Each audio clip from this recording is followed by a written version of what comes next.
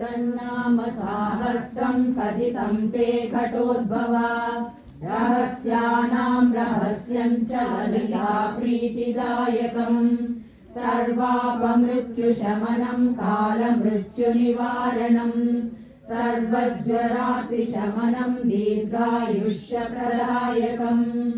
अनेन सदृशं स्तोत्रं न भूतं न भविष्यति सर्वरोगप्रशमनं सर्वसम्पत्प्रवर्धनं पुत्रप्रथमपुत्राणां पुरुषार्थप्रदायकम्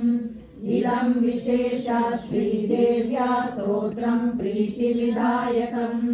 जपे नित्यं प्रयत्नेन ललितोपासि तत्परः प्रातः स्नात्वा विधानेन सन्ध्या कर्म समाप्य च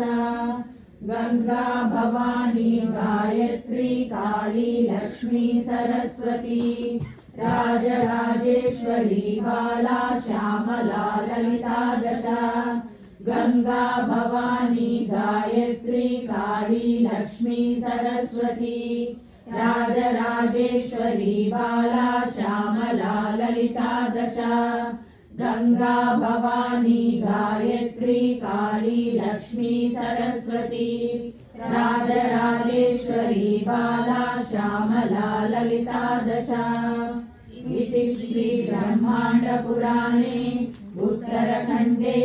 श्री हयग्रीवागस्य संवादे श्री ललिता रहस्य नाम साहस्र फल निरूपणं नाम तृतीयोऽध्यायः श्री ललिता रहस्य नाम साहस्र स्तोत्र रत्नं सम्पूर्णम्।